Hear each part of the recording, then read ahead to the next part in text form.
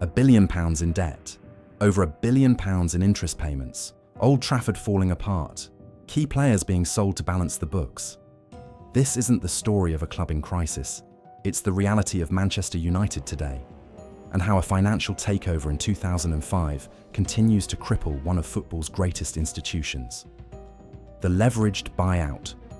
Long before they rebranded themselves as savvy businessmen, the Glazer family were known as something else entirely: corporate raiders, asset strippers, financial predators who seize control of healthy businesses using mountains of debt, then force those same businesses to pay for their own takeover.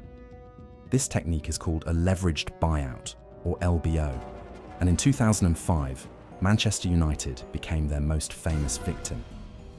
Let's rewind to understand what Manchester United looked like before the Glazers arrived. In 2005, Manchester United was a publicly traded company on the London Stock Exchange. The club was growing both on and off the pitch. Under the management of Sir Alex Ferguson, they were winning Premier League titles regularly. Commercially, they were generating healthy profits and substantial cash flow, one of the surest measures of a well-managed business. But what made Manchester United particularly attractive to predators like the Glazers was this: the club had enough cash on hand to eliminate almost all its borrowings. In other words, Manchester United was virtually debt-free. The management was in control of the club's destiny. All of this changed when Malcolm Glazer and his 6 children set their sights on Old Trafford. The Glazers, who already owned the NFL's Tampa Bay Buccaneers, didn't have the cash to buy Manchester United outright, so they used a leveraged buyout, a technique where you buy a company primarily with borrowed money, using the target company's assets as collateral for the loans. Let me explain this in simple words. Imagine you want to buy a profitable restaurant worth £10 million, but you only have £1 million. So how do you bridge that gap? Debt. In a leveraged buyout, you would borrow the remaining £9 million from banks, using the restaurant's own assets, its building, equipment, and future earnings as security for those loans. Then, once you own it, you make the restaurant itself responsible for repaying those loans. That's exactly what the Glazers did with Manchester United, but on a much larger scale.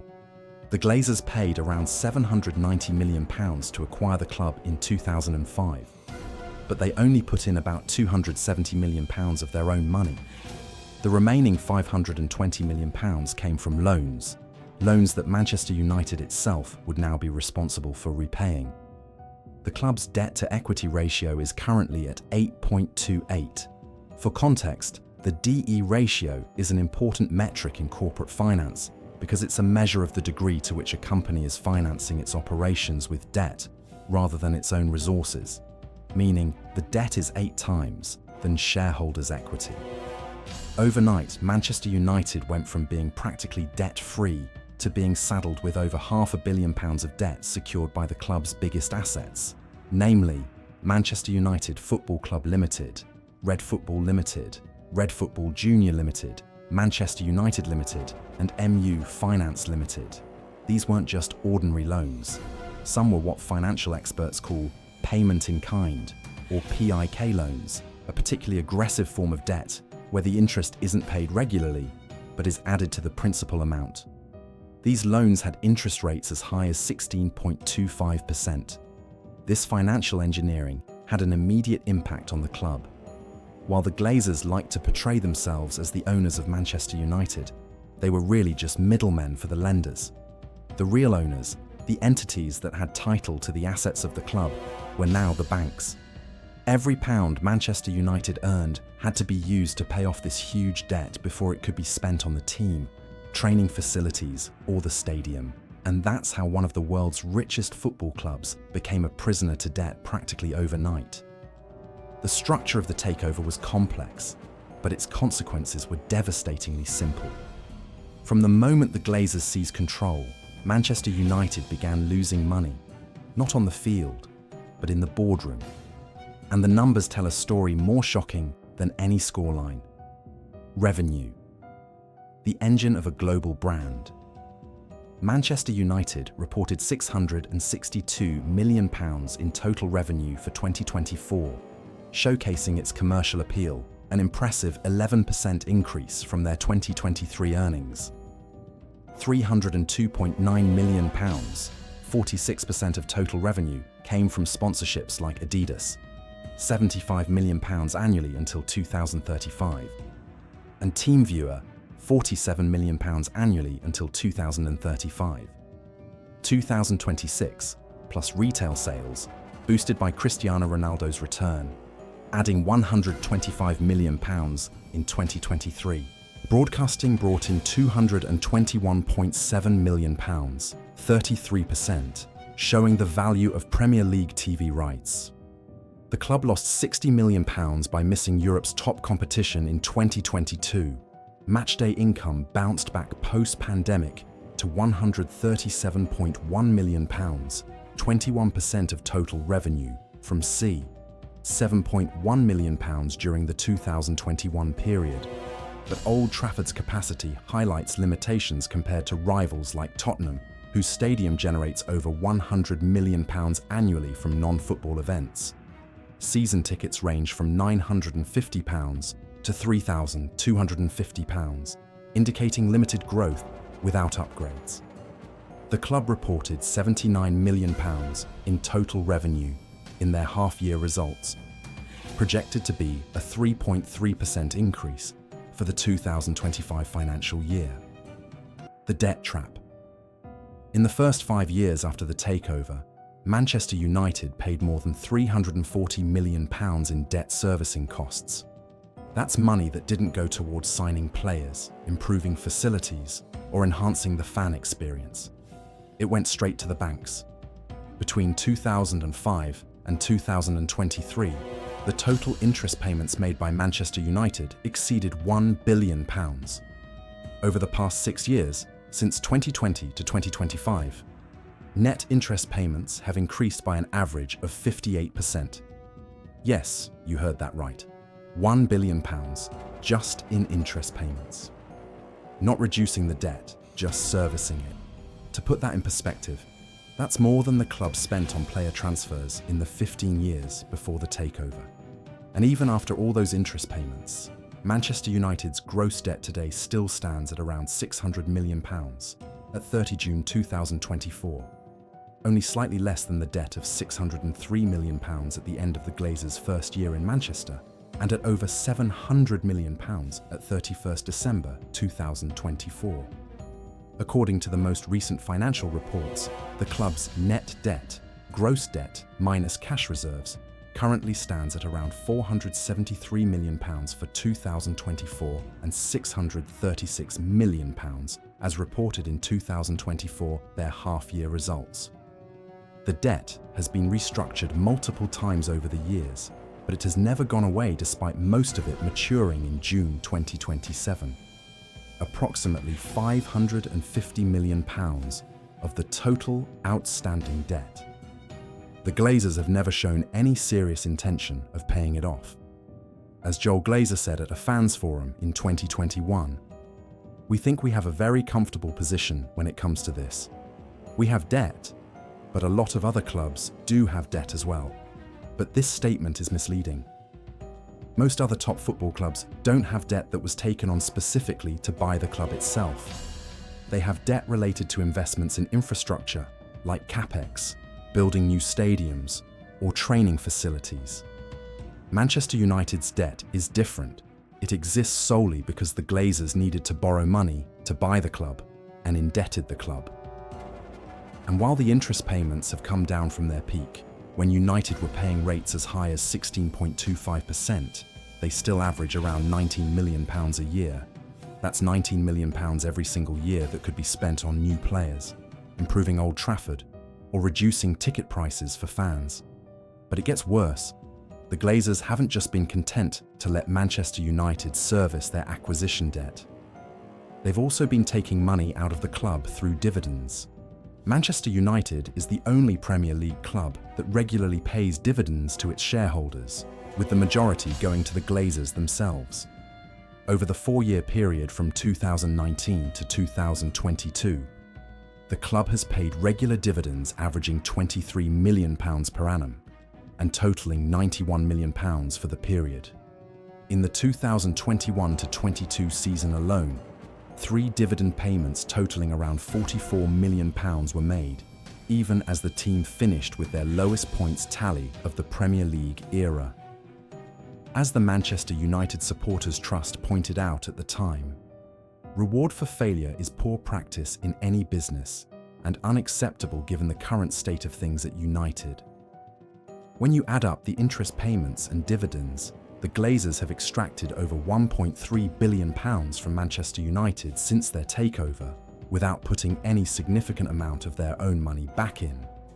The club has, however, not declared or paid dividends since 2022 due to the financial covenants and restrictions placed as a result of its financial indebtedness.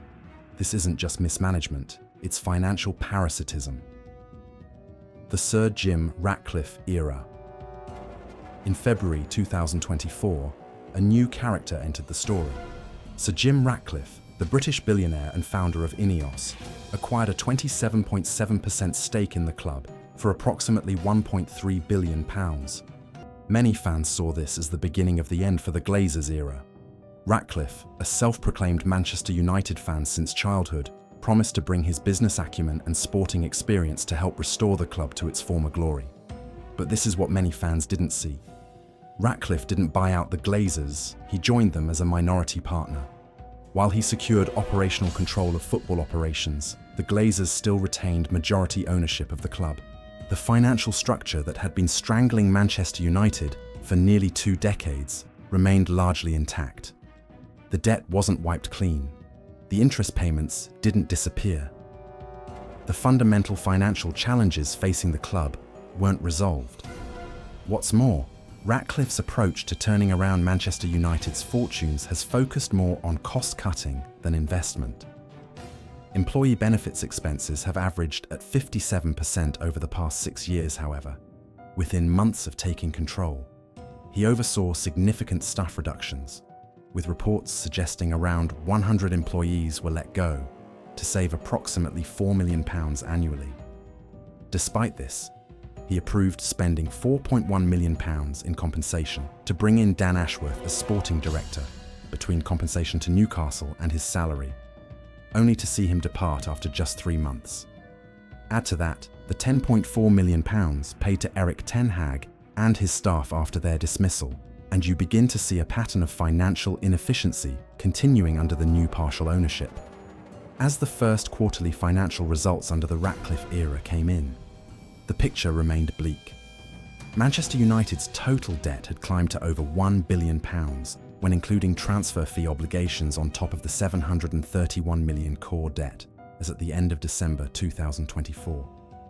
Interest payments for a single quarter reached £37 million, a shocking figure that could have funded significant player acquisitions or infrastructure improvements. The hard truth is that while Ratcliffe may bring new ideas and more hands-on management, he hasn't fundamentally altered the financial model that has held Manchester United back for nearly 2 decades. How debt impacts everything. Manchester United's debt doesn't exist in isolation. It creates a domino effect that impacts every aspect of the club's operations. Let's start with transfers. While rivals like Manchester City and Chelsea can spend aggressively in the transfer market, Manchester United's approach has become increasingly cautious and constrained. The club's debt service obligations mean that significant portions of revenue must be directed toward interest payments rather than player acquisitions. In the summer of 2023, Manchester United spent approximately £175 million on new players, a substantial sum, but one that placed them 4th in Premier League spending, behind Chelsea, Arsenal, and even Tottenham Hotspur. The days when United could outbid anyone for the world's top talents are long gone, but the impact goes beyond just transfer fees. Manchester United's infrastructure has suffered severe neglect under the Glazers' ownership. Old Trafford, once the crown jewel of English football stadiums, now faces significant structural issues, from leaking roofs to outdated facilities. While clubs like Tottenham and Arsenal have built state-of-the-art new stadiums, and Liverpool and Manchester City have modernised and expanded their grounds, Old Trafford remains largely unchanged since the Glazers' arrival.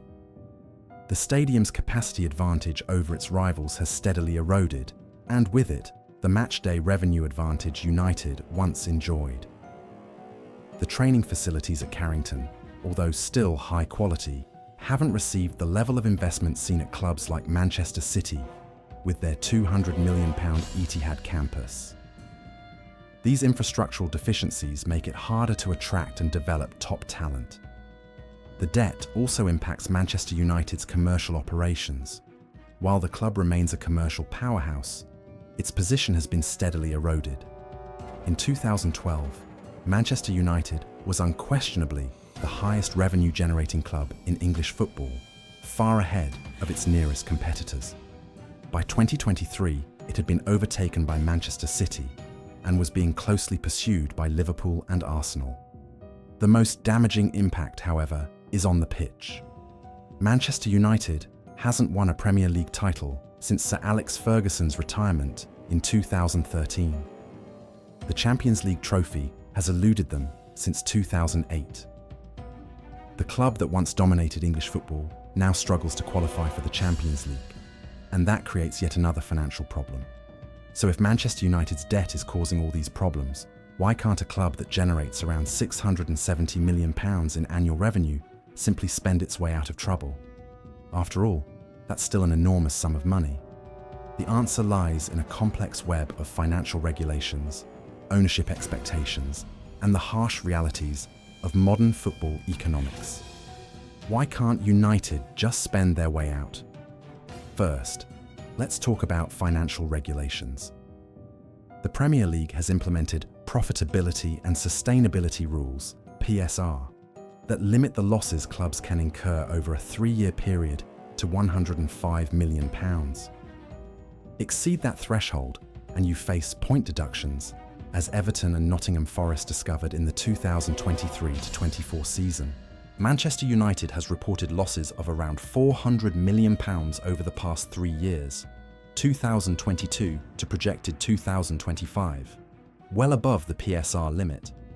The club has avoided penalties by using allowable deductions for academy investment, women's football, community initiatives, and COVID-19 impacts.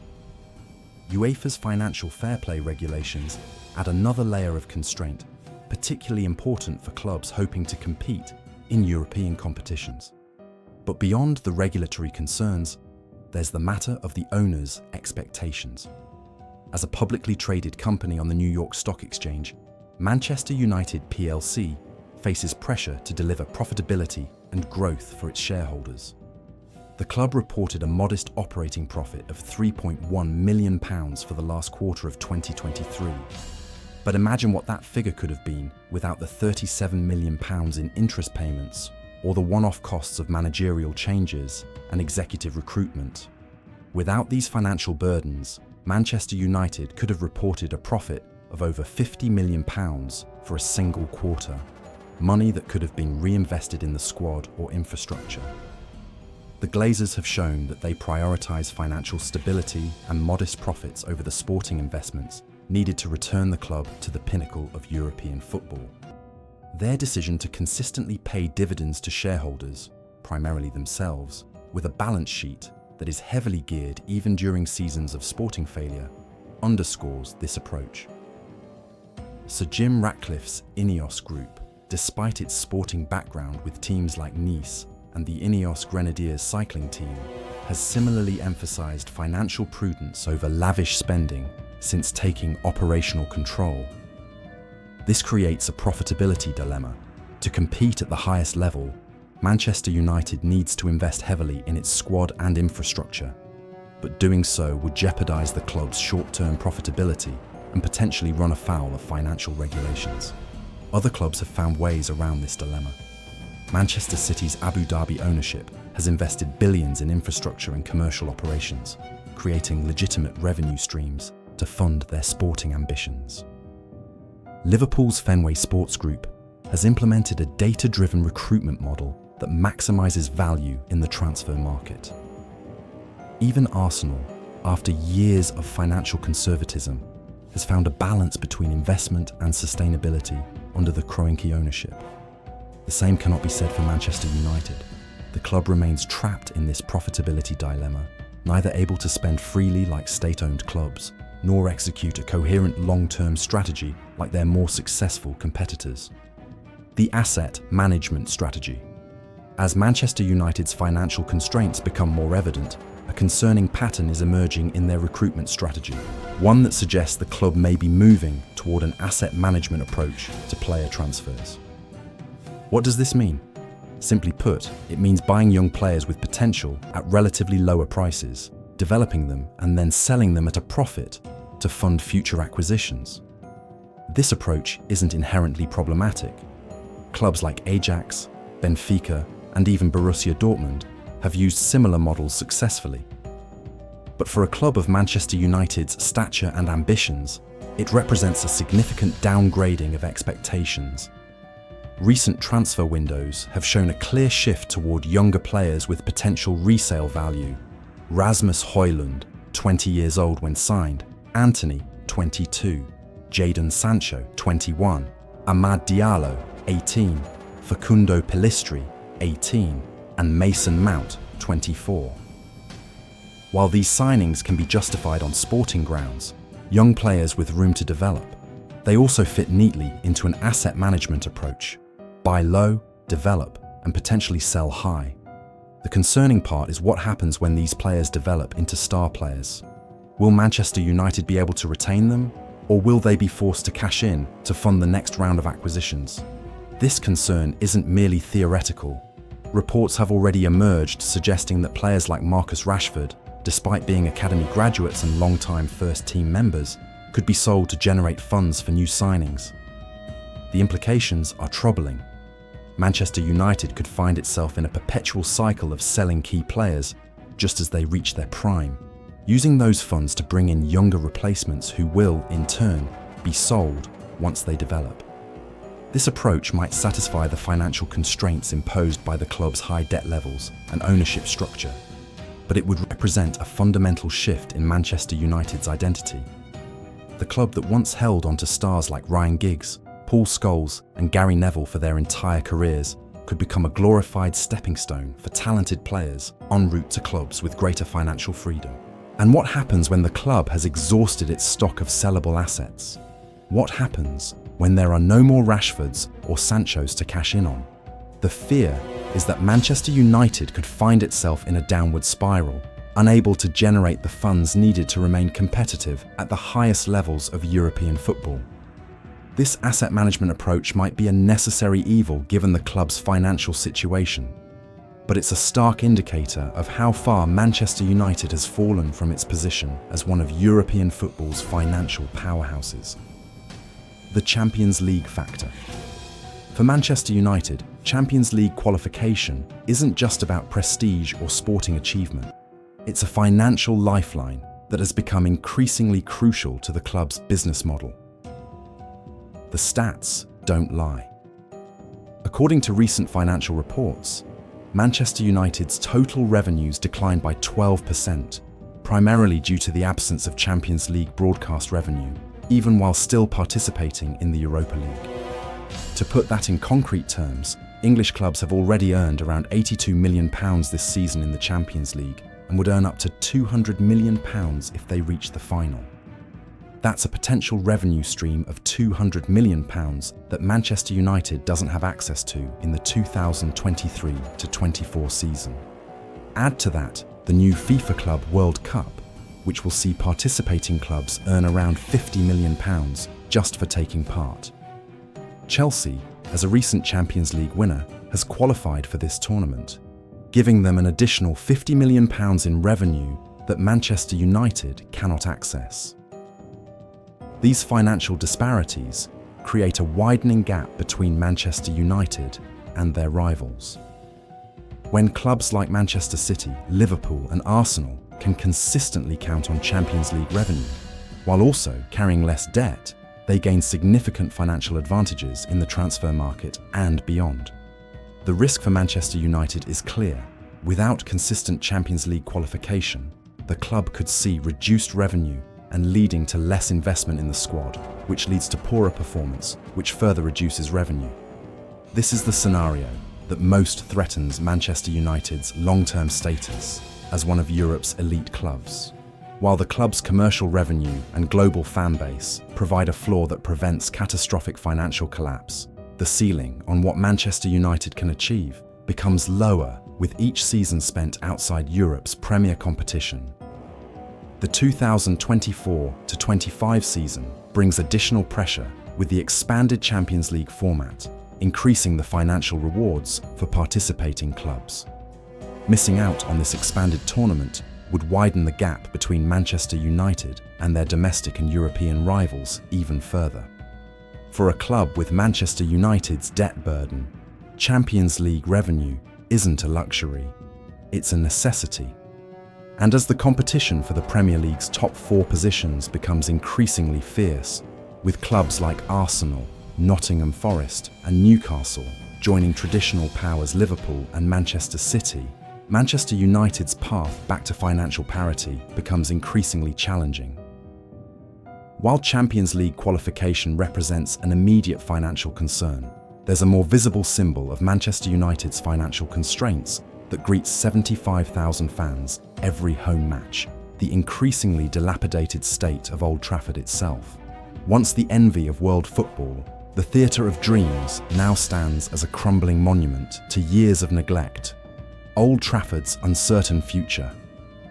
Built in 1910 and last significantly renovated in 2006, the stadium has fallen behind its Premier League counterparts.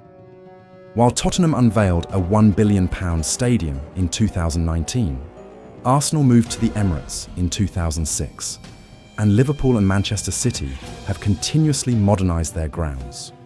Old Trafford has become increasingly dated. The financial implications are significant.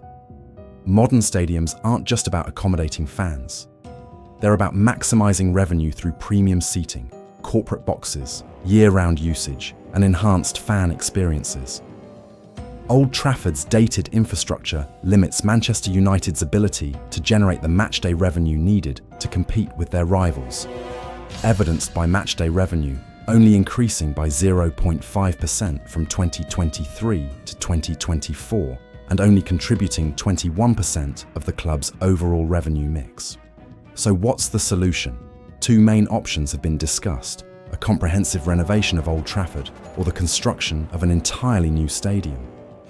Renovating the existing Old Trafford would likely cost between £500 million and £1 billion, depending on the scope of the work. Building a new stadium would cost significantly more. Estimates range from £1.5 billion to £2 billion. For a club already carrying £731 million in debt, plus an additional £300 million in transfer fee obligations, finding the funds for either option presents a major challenge. This is where the much-discussed regeneration project comes into play. Manchester United's CEO, Omar Barada, has repeatedly emphasised this project, which involves not just the stadium, but the wider area around Old Trafford, potentially including new residential and commercial developments. The key attraction of this approach for the club's ownership is that it might secure governmental support and external investment, reducing the financial burden on Manchester United itself. The creation of an Old Trafford regeneration task force involving local government officials suggests there's political will to support such a project. But critics see this as another example of Manchester United's ownership looking for external solutions to problems they should be addressing themselves. The stadium question encapsulates the broader financial constraints facing Manchester United. Even addressing this fundamental infrastructure need requires financial engineering and external support, because the club's own resources are limited by its debt burden and ownership priorities. And the timeline is concerning. Even if the regeneration project proceeds as hoped, it would likely take 5 to 10 years to complete. That's potentially another decade during which Manchester United must compete with inferior infrastructure compared to their rivals. The stadium question isn't just about bricks and mortar, it's about ambition, investment, and a vision for the club's future. And the solutions being proposed speak volumes about the financial reality facing Manchester United. So there you have it, the story of how one of the world's biggest football clubs became a prisoner to debt, and how that debt continues to shape every aspect of Manchester United's operations. From the leveraged buyout that started it all, to the £1 billion in interest payments, to the uncertain future of Old Trafford, this is the financial reality that Manchester United fans must understand if they want to make sense of their club's current trajectory. But what do you think? Can Manchester United find a way out of this financial trap? Or is this the new normal for the club that once dominated English football? Let us know in the comments below, and don't forget to tap the bell icon to stay updated on our newest content exploring the beautiful game's biggest transformations. Thanks for watching, and we'll see you in the next video.